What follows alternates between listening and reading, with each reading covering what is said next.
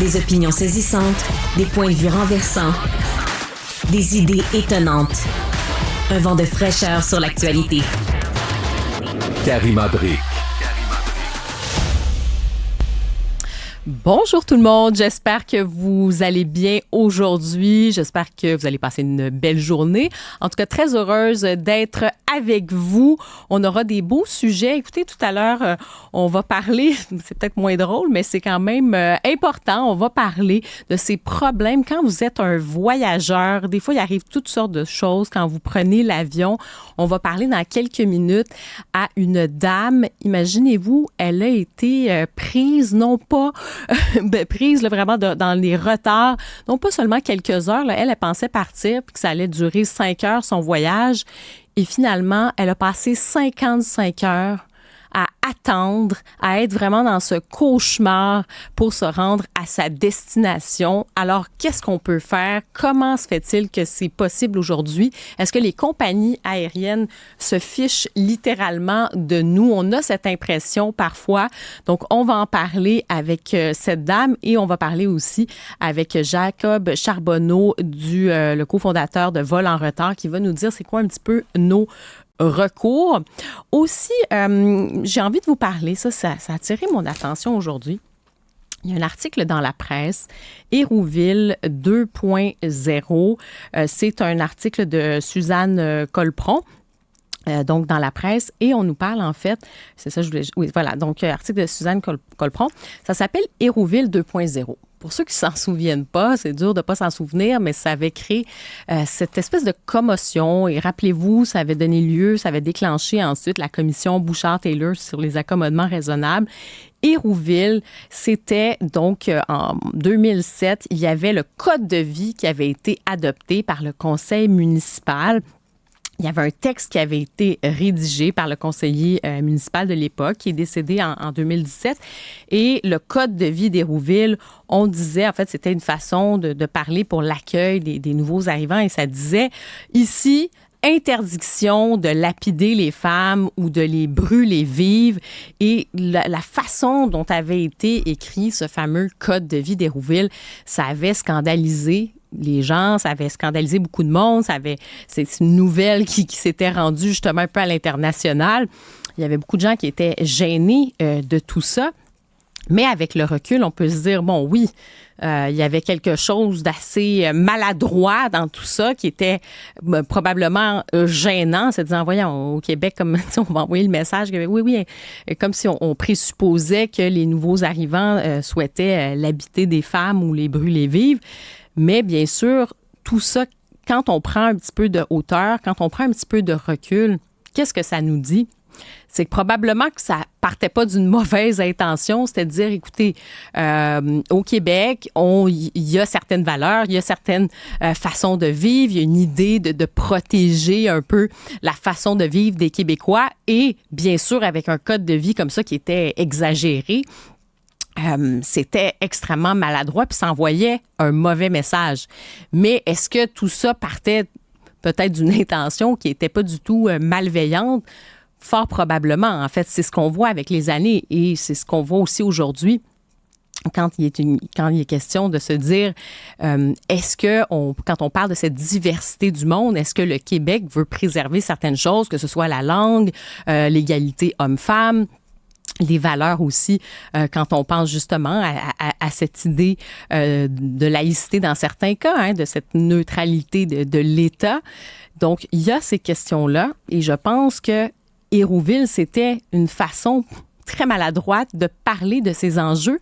Et ces enjeux-là, aujourd'hui, ils sont plus réels, ils sont plus, je vous dirais, étendus que jamais. Et la question de l'intégration, la question des valeurs, ça fait partie, bien sûr, de toutes les sociétés occidentales qui se retrouvent à accueillir beaucoup d'immigration. On voit qu'il y a des mouvements de population. Dans certains cas, il y a des guerres, il y a des migrations. Il y a vraiment de tous ces enjeux. Donc, que ce soit les États-Unis, On le voit à notre frontière ici aux États-Unis, tous ces enjeux-là. On le voit en France, je peux vous en parler, je vis là-bas. Ça crée vraiment toutes sortes de débats politiques sur la question de la régulation des flux migratoires. On voit ce qui se passe au Royaume-Uni aussi avec ces manifestations qui ont dégénéré. Il y a des manifestations anti-immigration là-bas. Donc, on voit qu'il y a des enjeux qui dépassent un peu ce qui s'était passé en 2007 à Hérouville, qui s'était fait de façon maladroite, mais qui partait probablement d'une inquiétude ou à tout le moins d'une réflexion qui, je pense, est quand même légitime. Et ça m'amène donc à cet article aussi de Mme Colpron. Et je vous dirais que je suis tannée, j'en ai marre d'entendre parler des Québécois comme si on était une bande de racistes. Ça suffit. Les Québécois sont très accueillants et je trouve ça... Et dans cet article-là, elle écrit « 17 ans plus tard, Hérouville a cessé d'être un village homogène de Québécois, entre guillemets, de souche, blancs, catholiques et francophones. » C'est-tu une tare d'être... Québécois, blancs, catholiques, francophones, c'est-tu un problème? Est-ce qu'on dirait la même chose, par exemple, si on parlait d'une ville, je sais pas moi, au Sénégal, on dirait, cette ville-là, vous savez, enfin, là, ce n'est plus juste un village de personnes noires, de telle religion. Je trouve que c'est méprisant d'évoquer, en fait, comme si c'était un problème. Qu'il y ait de la diversité, qu'il y ait de l'immigration, parfait. C'est très bien qu'il y ait des échanges. Je pense qu'il n'y a personne qui est fermé, mais c'est la réalité de, oui, encore aujourd'hui, c'est de certaines villes, certains villages. Puis ça, c'est pas unique au Québec. Si vous allez, je sais pas, moi, dans des pays, vous allez au Maroc, vous allez vous promener dans certains villages, oui, il va y avoir majoritairement des Marocains. Est-ce qu'on va dire, c'est un problème? Je pense qu'il faut faire attention à cette désignation-là. Ça n'avance à rien et ça envoie un message péjoratif que c'est une tare. Je veux dire, on a tous des bagages différents. On peut être québécois, entre guillemets, là, je veux dire, oui, blanc, francophone, catholique de ses deux parents. On peut être métissé, on peut avoir des origines différentes. C'est mon cas, oui, mais c'est pas une revendication, c'est pas plus. C'est pas moins, on est chacun différent, on a nos origines ethniques, culturelles, notre couleur de peau. Et je trouve que quand on en parle comme ça des Québécois francophones de souche, blancs, catholiques, c'est comme si ça appartenait à l'ancien monde, c'est comme si il y avait quelque chose de honteux là-dedans. Et je pense que ça mène nulle part, ça crée justement des divisions. Et si on veut encourager cette espèce de sentiment de frustration chez une partie de la population qui se disent, est-ce qu'on est de trop?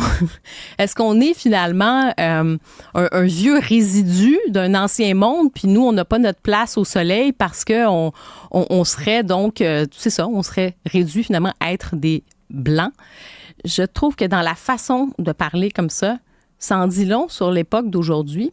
Et je trouve pas justement qu'on est dans cette célébration de cet échange, de cette diversité, de cette fierté, de se catégoriser comme ça par couleur de peau, par d'origine et de dire que finalement c'est un problème. Donc voilà, c'était ma réflexion que j'avais aujourd'hui. Et donc, on en parle ce matin dans cet article. Et elle dit, le village de 1492 habitants peut être encore un symbole. Ce serait maintenant celui de la transformation du Québec des régions. On parle de la nécessité. Ce qui a changé, c'est que oui, maintenant, il y a des immigrants dans la MRC de Mikinak en Mauricie, qu'on a fait appel notamment aux immigrants pour des questions professionnels, en fait, d'emploi, de besoin de main-d'œuvre notamment. Ça se passe bien, mais justement, ça se passe bien parce qu'il y a une question de capacité d'intégration aussi. Donc, il y a cet échange qui est possible et c'est ça qui est merveilleux. Je pense qu'on s'en sort positivement, tout le monde. C'est un enrichissement pour tout le monde quand, justement, les personnes qui arrivent ici ont envie de faire partie de cette société, aiment le Québec, veulent vraiment s'intégrer et inversement, quand les Québécois sont heureux et qu'il y a cet échange-là, donc on apprend un et l'autre. Mais qu'est-ce qui est possible? Comment on peut faire pour être capable justement d'intégrer et en même temps que ce soit un échange positif pour les deux? C'est toute cette question de capacité d'intégration, donc de logement, de la francisation.